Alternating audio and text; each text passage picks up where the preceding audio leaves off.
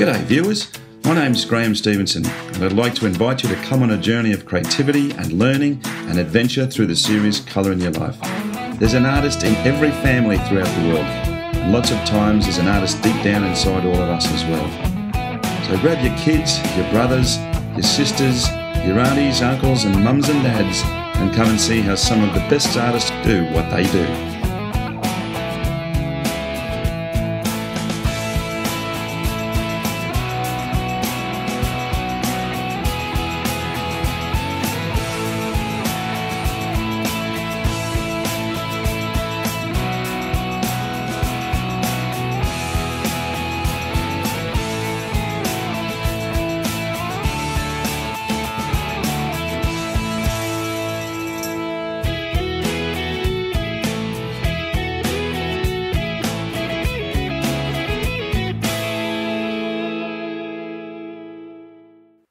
Well, hi viewers and welcome back to Colour in Your Life. Well, we are in a little area called Opotiki. Did I get that right? Opotiki. Opotiki in the North Island of New Zealand. And we've got a really unusual day today. It's fascinating. When I first saw Fiona's work, I just thought this is quite amazing what this young lady does. But I'm going to introduce you to Fiona Kerr Gedson. Welcome to the show. Thank you very much. Fantastic to have you here. Well, as I was saying, I'm going to have to hold this up because it's quite amazing. Fiona works with feathers and geometrical patterns, and as you can see, I've got this beautiful pelt of a deceased peacock, of course. Now, before we go any further, these guys actually come from farms. I mean, you don't kill these animals yourself, do you? I don't shoot them myself. No. I've got a nephew and my sons have in the past. They're pests, yeah. Yeah.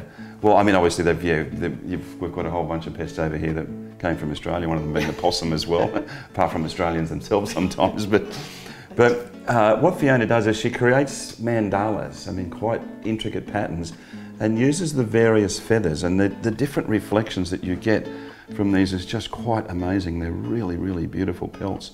But you put all of these together in these fantastic forms, and literally, I mean, her work's really, really successful. I mean, you can just see by the images that we're putting up that they are really spectacular pieces. How did this all come about? Well, from weaving initially, and then using the feathers on the weaving, and then just grew. One day, someone suggested to me I put feathers behind a kete, and it's just grown from there. She works in various series, that's the best way I can describe it, and then using geometry and mathematics sort of really is the poetry of the universe. Well, what we'll do is we'll make a start. I think it's just amazing. I mean, she's got a whole bunch of little tools here and equipment that she's going to use today, and then I'll step out of the picture once again, and then I'm going to fire questions at you all day about what you do, but this is going to be pretty fascinating. Come along for the ride.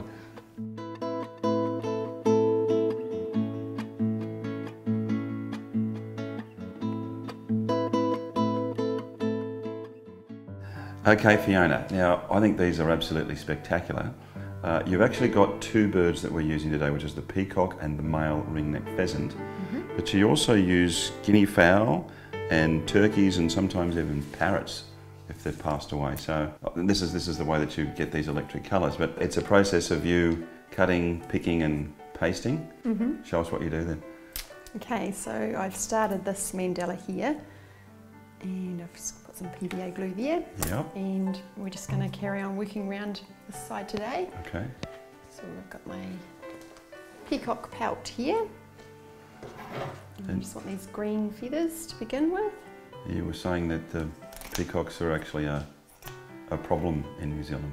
They are. They're a nuisance to farmers. They get into maize silage stacks and cause grief. So often I've come home to one having been delivered to me, or I'll get a call or a text to go and collect them. So I'm wanting to get a straight line on this one, so I'll just trim this edge of this feather. This would have to be one of the most meditative forms of artwork that I've probably seen in a long while, because you zone out. Yeah, what you're doing. Yeah, absolutely. Once I've got my lines drawn up, and it is, and as long as I've got plenty of feathers, it's actually really enjoyable. The only time it's a little bit frustrating is if I'm scratching around to get enough of any particular feather that I'm after. A lot of this came about on a trip that you did to Nepal many, many years ago. It was 1998. What came about that gave you the vision to start using feathers in your work?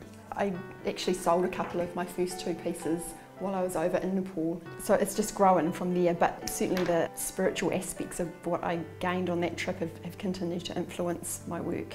So is this going to be one of those pieces that there's a differentiation in one of the quadrants for the work? It is, okay. I've just started these geometrically enhanced GE mandalas, I call them. And so whereas previously they would have been a complete circle of one pattern, now I'm breaking them up, as you say, with the different quadrants. And you were telling me about a radio interview that you heard from a gentleman called Mark Todd. Now, how did Mark influence you with your work? He and a friend that he'd been to school with had set up a development company, Ockham Residential, and they're passionate about making new housing affordable in Auckland, and he was being interviewed because they had picked up the sponsorship for the New Zealand Book Awards. And during the course of the interview he talked about having studied maths at university, and that maths, people think that maths is boring, but actual mathematical thinking is creative and can be used to problem solve in real life situations, and that inspired me, along with talking to a couple of friends about sacred geometry, to just add another dimension to my mandalas. But in any sense, I think you're absolutely right. I mean, maths to me is the poetry of the universe. That's really the best way to describe it.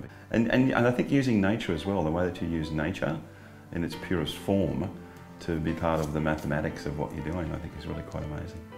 Okay, so I'm ready to put my next row of feathers on, and the first row I had a line of pencil to follow, but now I'll need to measure as I go. So I just use, as I haven't got a compass big enough, I just use this very high-tech tool here of a piece of string and a paper clip, and that helps me measure as I go with my next line of feathers. Very, very technical stuff. Very technical. Just need to make that a little bit shorter. Yeah, I think the bottom line is as long as it works, that's all that matters. So now I'm going to use the blue peacock feathers. Now, the love that you have for Nepal is actually related across to another very fortuitous meeting for you, where you actually ended up meeting Hilary Carlisle, which was Sir Edmund Hillary's niece, probably one of the most famous New Zealanders that the whole world knows about. Tell us a little bit more about that. My sister was an MC for a fundraising event, and the proceeds from which went to the Himalayan Trust. Certain things had come across my path since the earthquakes, and I hadn't done anything about giving any help, but this opportunity arose, and I just felt to donate a large mandala. It transpired that Hilary was the winner of the auction, and her husband took that piece home, and so I've been in touch with her, and it's just been a really beautiful thing. There's lots of little serendipitous things have come along. We both know the same people, and have lots of little things in common. It's just been really, really lovely. That's fantastic. Art brought you together. Yeah. That's wonderful. Now, in some of the designs that you have, Fiona, you've got a series called Celtic Knot. And I was a bit baffled how that all came about, but what happens is that you go to your framer and they actually have a machine it's computerised, and it actually cuts the mat into those shapes in the first place. Yeah, so it's not actually my framer, it's a company in Auckland who's the computer cutter. Yep. And so, I'll send the images that I'm wanting in dimensions, and they work their magic up there and that's fantastic, get them back. And so once I get the mats back, that's when I'll start the feather work, because I can actually trace around the mat itself to make sure I've got it exactly the right shape. So I'm ready to do my next row, and I'm choosing the gold peacock feathers. They just work really well next to the blue, and they really stand out. One thing that you do is you work with a lot of clients on commission work as well. You find great joy. I mean, some artists wouldn't enjoy that, but you actually do. I do. I really enjoy it. I really enjoy the collaboration with the client. It just takes me outside what I'm doing on my own, and it's always beneficial for me, for my work. It'll give me new ideas to then further explore after that particular commission. But then this isn't just here. You've got work that's gone overseas to other countries as well, haven't you? I've exhibited in France, Los Angeles and Japan, and my gallery in Queenstown, Art Bay Gallery, is fabulous. They've sent work to clients in the States, Australia, many different countries. Well, tell us a bit more about the gallery down in Queenstown, because they're fantastic. They're one of the leading galleries in Queenstown and sell a lot of your work for you. They do, Pauline Bianche's fabulous, and Francie, who works with her there, they're fantastic. Pauline's actually been quite influential in the growth of my work over the years. Through her I was commissioned to do a piece which at the time blew my mind. It was 1 metre by 1.15 metre of pheasant feathers, and at that point in time I'd only sort of been doing maybe 30 centimetre sort of size pieces, so it was really good to stretch my thinking of just how big my work could become. So now I'm ready to, I'm actually going to join these turkey feathers on around here. So I've got my pelt here. Turkey. There's a bit of variety between the feathers even on a turkey, so the ones that I've used previously have actually got a black line around them. These ones don't, but it's okay. Right, so I've finished my row of turkey feathers and I'm going to move on to the pheasant feathers now. So we'll just swap those over. Beautiful colours in them, isn't there? Fantastic. Yeah. They're amazing. They just blend in from one to the next so beautifully, and you get such a variety on that one bird. It's the beauty of nature. That's really very much a part of the mandalas that you create as well. There's a real sense of spiritualism and meditative quality in the work itself as well. I'd just like to talk about the picture you've got called Family Constellation, and it really delves back into how people resolved connections and emotions within varying cultures over the centuries, if not millennia. Can you tell me a little bit more about that? Obviously you're coming from a Celtic background yourself, and you know why Family Constellation came about. That piece I called Family Constellation in acknowledgement of the work that I've been involved with. It's a therapeutic technique which is used for generational healing. So Bert Hellinger spent time with Zulu people and he witnessed their resolution techniques within the groups of communities, and he went back to Germany and developed the Family Constellation technique. And so I was able to tie that in with that particular piece of work with my Scottish and Irish heritage, with the Celtic knot and the tartan, almost tartan weave at the centre of that piece. And then I had a really lovely experience with someone who actually purchased that piece, who it all came together that if they'd commissioned that piece in itself, it couldn't have been any better for them. So it was, yeah, really cool. Well done, absolutely well done. All right, well I can see you've started on the blue feathers again. They are really magnificent, but tell me a little bit more about the Haki Flag series that you've done. As my work developed, the lines and the angles kind of referencing tukutuku panels. I had a spiritual teacher that gave us, a few of us, a talk at one time about, well, the hard work was done and it was time to fly a new flag. Yeah, they were just a combination of these mandalas in them, so still referencing my beliefs, you know, just tying them all together. And also I just want to talk about a picture that you've got here, I think I'm pronouncing it right, the tickle fence, which is a combination of the settlers that were here plus the Maori people. Can you explain to me a bit more about that? Yeah, so it is a fusion of those two cultures. It's the almost colonial picket fence, but it's actually not. The designs are the teko themselves, and the stories of the work evolve even after I've completed the work. A friend purchased that piece and she's developing a company to monitor and protect our soil and waterways, and so she took that piece along to a meeting that they had, and it was astounding. It was the exact number of teko in the fence were the number of the people involved at this meeting, and it was, yeah, a really amazing experience for them all having that piece there with them. Yes, it's a beautiful piece of work, it really is. Okay, Fiona, you've really made a huge progress with this, but you were just telling me that because you're getting so close to the centre, you've really got to let these dry off now before we can do any more. Yes. As I come right into the centre point there, I need the feathers, the layer before, to be dry and set, so they're not going to move as I put the next layer on. All right, well that gives us a good chance to actually go on to another part of your artwork which you actually use the feathers with as well, and that's actually this small basket making that you actually use the harakiki or the flax to make these beautiful little sculptures that you also decorate with feathers as well.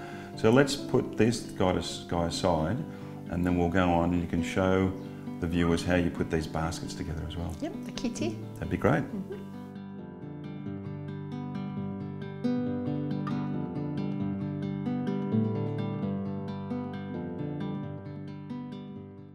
Okay guys, now for the second part of Fiona's show today, and this is how she puts all of this together, including the feathers. This is a sort of fairly traditional thing that the Maoris would have done themselves, would that be correct?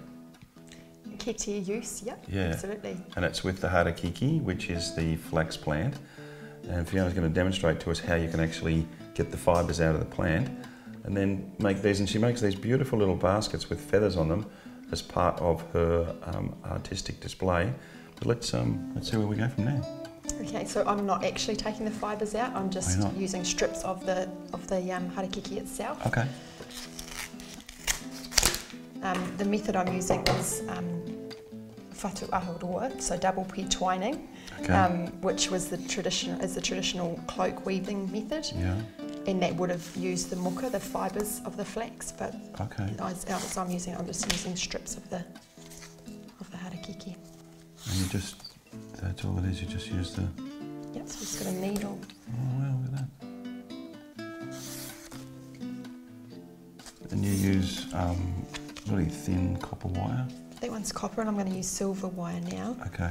And do you normally do them when they're wet, or do they have to dry out first normally? I wove that one yesterday so that it had a little bit of drying time before I apply the feathers, because they do, obviously it shrinks a little, so that there is some movement. So I like that to happen before I put the feathers on. Okay. I had done the under and over style kete weaving workshops locally, and then my mother-in-law and I used to paint and sell clothes, and I was sitting at the Gisborne A&P show in Marquee there, and there was some woman weaving full-size cloaks, and I sat with them and learnt the cloak weaving method, and sort of gone on from there. So I'll just trim these down.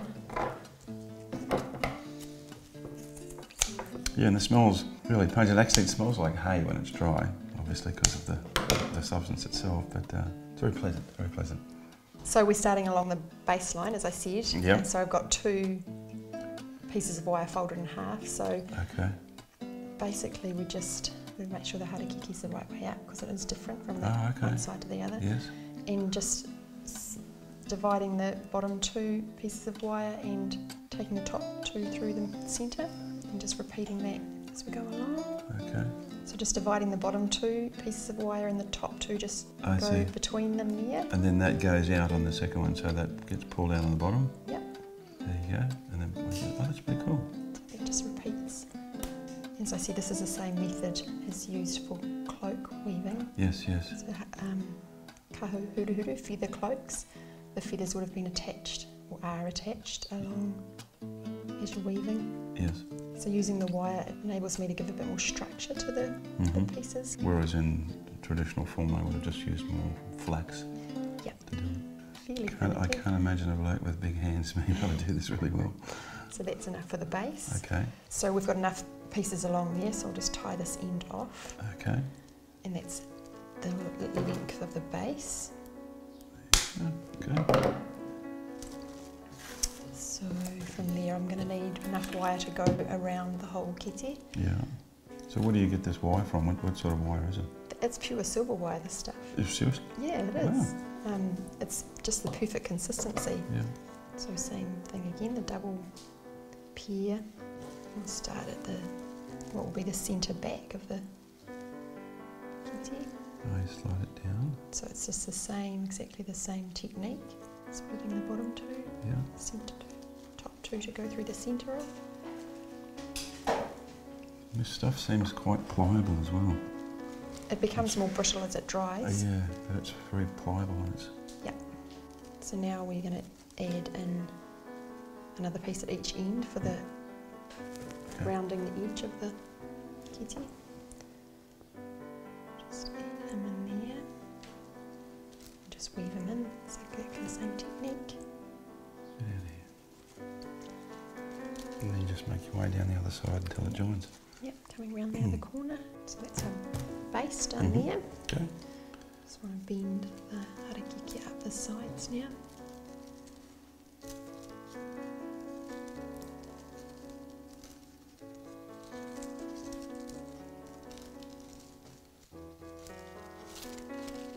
Look at that. That look like a basket already. So I'm going to start at the back again in the middle. Yeah. And slide it on there like that, and just judging. You could pretty well start it anyway, couldn't you? Yep, absolutely. You can start anywhere along the back. Yeah. So as I weave along, I just move my hand take some of the back pieces of Opotiki off. Just to move my hand along as we go.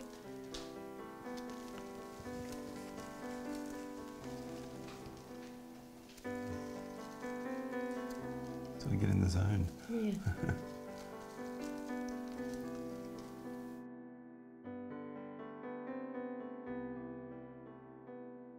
So it's the same again for the next row, and then the final row is the hemming of the top of it, finishing the top of the kete. So we're turning it over. So well, we've got this one completed, and what Fiona would like to show us now is putting the feathers on these guys as well. So let's have a look at that. That looks pretty cool, but love it. So I normally would have the handles on here already, but we haven't done that today, so we'll just carry on regardless. I'll have to be very careful when I put the handles on this piece later.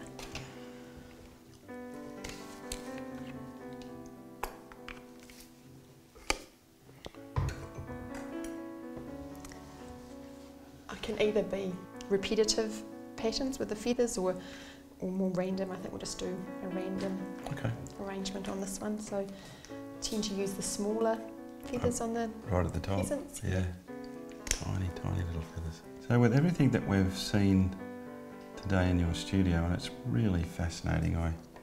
When I first saw Fiona's work, I just sort of thought, wow, that's just so cool.